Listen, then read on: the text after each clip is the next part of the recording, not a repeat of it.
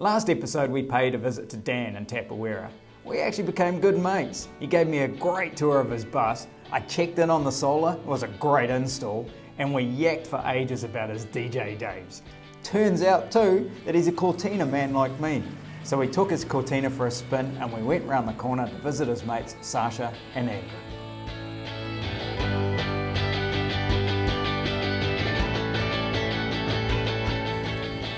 Hey bro, how's it? Hey Daniel. Hey Sasha, I brought Craig from GridFree to come and see you. Craig. Hey brother. Hello. GridFree. Hi, Awesome. Sasha. Members of the GridFree family, eh? Yeah, happily. Got a beautiful view of the hops, and not to mention, yeah, we're off grid, so it adds this little splendid fact to the whole arrangement, eh? Awesome. Oh, should we have a look? Yeah, absolutely. Why don't you go get us some beers, Dan? Okay. And we met Dan because I've got a mechanic store on the property, and Dan's a technician himself. He's an old school mechanic, so he came over one day and we had a couple of beers, and sort of relationships flourished ever since. Yeah, he just introduced himself and then he's been one of the boys ever since. Yeah, he's been about and around, and yeah, we love having him around, and his company is highly valued. Yeah. Hello, I'm Andrew, Hi, I'm Sasha. and we live here off-grid with our two children, Bestie and Ayana. We moved from Auckland, living in the city, paying high amounts of rent, and we just guessed where we wanted to live, and this was one of the selections that we made, and sure enough we are making the off-grid lifestyle work with the help of GridFree and the kit that we've got. We kind of went out on a whim and we've never been to the top of the south and we actually just did it. You know, the risks that are the most scary seem to work out the best, so that's been our journey. So this is interesting. Have I got this right? This is 3 or 4 containers? Yeah, 100% right, Craig. Yeah, there's 4 containers. We've got the children's bedroom over there. We've got our bedroom over there, which is me and the missus, and the toilet, and then kitchen lounge area. All the containers were pre-built and then we had, in the kids' room, we had a wall put in and a door so they can then close the door and have their own separate rooms and not, you know, when they need some space. But yeah, everything else, toilet and bathroom and stuff all came together. We put our own kitchen in and Yeah, that's awesome. So did the pods come pre-wired? yes. Yeah, so they basically come with an external AC plug, and we got all this caravan wiring. Yep. So we wired all of them together. So they all come with their own individual junction boxes, so they're all protected basically, but then we wired it into a communal junction box, and then that goes to the solar, so that powers all of them. They'll actually, pop that one before it pops anything else. Yeah. And you've just built this, eh? This is this new roof that you've put in. Yes. So it sort of creates an extra room out here, really, eh? Yeah, and we've got some curtains on the front as well, and these louvers here can open up and close off, so then we can, you know, when it gets rainy, we can close it off, be airtight, watertight. And the kids can get from the kitchen to their bedroom without getting wet. Yes, for sure. Not falling over, yeah. Everything these days is so expensive, and I think for us, especially having a family, we have maybe more expenses than people who don't actually have kids and that sort of stuff. And I think it was a real goal for us to kind of limit the pressures that actually, you know, to survive and day-to-day kind of stuff. So power is a huge thing, it costs a lot. And so, yeah, being off-grid has allowed us to have a little bit more ease and kind of use that money in more ways, like towards our kids and other things that we need. So it's good.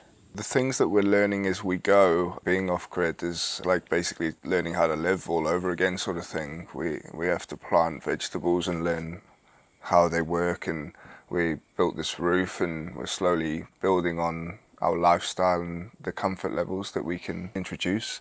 So yeah, it's an ongoing learning process for us, and I feel like we're becoming sort of jacks of all trade, just being off-grid. The rural life demands a lot from us, which is awesome. I'd say that our daily routine is definitely different from when we lived in a house that had power all the time. This goes for, like, you know, when we check our solar in the morning, when we get up. Okay, so this is where we keep our solar gear. Good idea having the shed, because I put my inverter inside and the fan switches on and off and in the middle of the night when the fridge turns on. So so it's a good idea having the shed. When she powers on, and this plastic also helps with the condensation on the shed as well when it gets a little bit humid.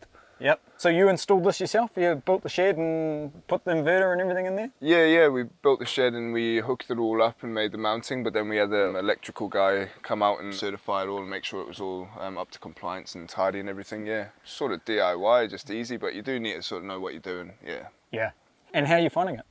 Yeah, it's fantastic. Only thing I'd recommend really is just having a generator, just as a precautionary measure. The kit itself is fabulous, no issues whatsoever. And I noticed you have the dongle there. Do you monitor it on your app?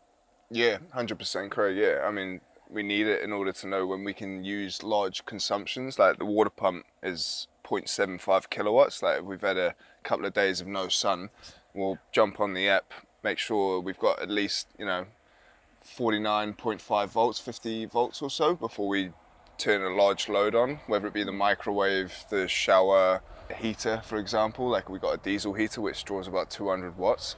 So the dongle's absolutely, it's not imperative, but it's a nice addition. It means you don't have to come out here and check it out. That's it, lad, especially when she's a bit wet and cold, Yeah, and because you've got kids, you need to think a little bit more because they'll consume a lot of energy at different times of the day, right? Yeah. And so you got to keep an eye on it a little bit more, I guess. Yeah. I mean, we charge their laptops and things off the solar. So being conscious of the solar and just when the sun allows to use certain utilities is quite a step that we have to take.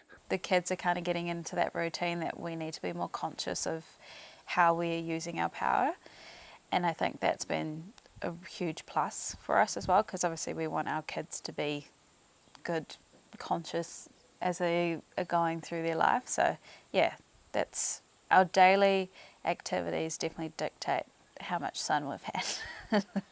It's dictated by that, And we want to get away from the whole consumable aspect of things and be entirely resourceful and sort of self-sufficient.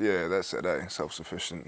Some other DIY stuff we've done is our water coming from a well. We just top that up as we go, and it's kind of a learning thing for us because obviously we want to develop our solar so that we can, maybe have our own pump and that sort of stuff going. But at this stage, it's just us kind of siphoning from the well and topping ourselves up. How big's the tank? 15,000 litre tank, that one. Right. And we've still got another 8,000 litre one that we need to bring on for our consent. So. Ah, okay. Yeah. Why so much? I think that's because we've gone down the consent route. We've had to have that much water on hand. But we also do have another 3 tanks down near the garage, which is combined into like 60,000 litres. For firefighting reasons, because they're rural. Yeah. Ah, that makes sense. Yeah. And so you've got an AC pump here that's running off power? Yeah, correct. Yeah, just a 0.75 kilowatt AC pump, which maintains its pressure, so it's very efficient actually. Yeah. Like it's on when we flush the toilet, but it's only on for like a couple of seconds, like maybe like 5-7 seconds. And when we have a shower, as soon as we turn the shower off, it banks back up within another 5 or 7 seconds. Right. So it works well for us. I think some sacrifices that you'd have to make were, for example, we don't have a washing machine here, but thankfully we're able to go next door to Andrew's parents' house and use their washing machine. But that is something we obviously had to go against because obviously the power consumption and water as well, living out here. I wouldn't go as far to say like you sacrifice anything going off grid. You more so just learn a different way of coping, But as a byproduct, I'd say it's a more enjoyable way. Like growing your own vegetables and, not sitting in the shower for 15 minutes and, Just 4 minutes. You can. It's all this like hedonistic sort of crap that you don't necessarily need. And it creates a more simple lifestyle, I'd say. Yeah. You're not worried about like every single detail or extra bits that you don't really need to be worrying about. You're excusing yourself from the background noise. You're enabling yourself more than sacrificing, I reckon. Yeah. Mm. That's good. Good on you. We discovered GridFree through our friend Dan. So at the moment we have the GridFree lifestyle kit. We started off with the batch kit, which is 4 batteries and 4 panels. But you have the option to go with I think it's a 3 kilowatt hybrid inverter or the 5 kilowatt one. And just in anticipation of expansion, we went with the higher kilowatt rated inverter, just so we could add more panels and more batteries to the system. Our experience with GridFree was tremendous. You guys delivered very quickly. 4 days, I think it was, for about 400 kgs worth of things to arrive in the South Island to a rural address. I think that's fantastic. And very good with help on the way as well, with extra things that we needed. Yeah, I'd 100% recommend GridFree. You guys did a fantastic job, and there's no other real place or company that does the service or the actual products that you guys offer at, to the best of my knowledge. I think we would only ever go back onto on-grid living if we were forced to. It just doesn't seem like the goods anymore. Yeah, it's definitely not something that I think that we would do happily. Yeah, the on-grid like convenience factor is you know, it's attractive, but it's very costly, very costly. It's definitely overrated as well. Yeah, if you're into working 7 days a week for someone else, then yeah, be on the grid. But I reckon if you want to make it work for yourself, then be off-grid. So this is my workshop. We run a business out of Tapawera, fixing and maintaining cars, doing dirt bikes, quad bikes and things. Yeah. So before you came down here, did you work as a mechanic, or what was your background? Right. Worked for a dealership and they sold like high-end European cars. So my exposure was mainly to European cars, but since being down here, it's like Japanese and 4-wheel drives. So it's walking distance from home. Yeah. So what's your routine like? You drop the kids off at school, I guess, and yeah, that's it, Craig. Yeah, we take my boy down to the bus stop every day, and then see if the missus is doing well with the little one, and pretty much close the workshop. And as we've got a big job going on around 3 as well, so it's gentleman's hours. Yeah, it's the lifestyle that matters, right? Yeah, it's a lifestyle business. Yeah. Yeah, and awesome to be here for the kids when they're around, eh? That's it. Yeah. Dad's not off early in the morning going off to work, and then late at night coming home, eh, when it's dark. Yeah, and they get to play with all the tools and see what's going on and pick things up and put things down. And yeah, I'd love to be in there as a kid. I love being in there as an adult, but yeah, as a kid it would be a bit more enjoyable way. How did you start? Did you just get a lift and build the shed? The shed was already here, eh? It's just a wool shed. And then I just put a sign up out the front, and then it sort of took off from there. It's wonderful to watch it grow, and I love accumulating new tools, as you can see. Every man does. Yeah. And I guess the locals just like the fact that there's someone that they can call in, and like that guy that just pulled in and says, hey, my light's not working on my trailer, can you fix it now? That's awesome, eh? Yeah. I enjoy it, and you've got to be here to get the customers in, eh? And doing auto electrical as well sort of gives me a bit of a niche market, because there's no other guys that do sparking in Tapawera, so yeah, a nice easy job like that was pretty ideal there. Yeah. That's a fuse replacement sort of scenario, isn't it, for us, mate? Yeah. That was good. Yeah. Oh, no, brilliant. The community that we have in Tapawera is absolutely fantastic. It gets to the point where you sort of know people, and you'll find that if you're just driving down the road, you'll get a sort of, you know, non-obligatory wave, but it's entirely what you want to do, eh? We say hello to people, we catch up with people on a sort of genuine level, and yeah, we find that we do know all of our neighbours, which is ironic, because in the city we had a vague idea who was who and what was what sort of thing. And I feel like down here, especially in Tapawera, it's just such a community. Like, everyone's just so caring and they're so supportive, and like Andrew said, the little waves are actually really nice, like especially when it's just like, you know, you're in town or something and you see one of the people from out here and they're all just like, you're always so excited to see you. Whereas like I feel like in Auckland everyone's just so busy and everyone's doing their own stuff, and it was kind of like they were just too busy to have that kind of friendship or sustain a friendship, if that makes sense. So it's, yeah, everyone down here is just pretty cool. I would say my life personally has changed quite dramatically. I'm a lot calmer off-grid, instead of being surrounded by people and all these frantic beings.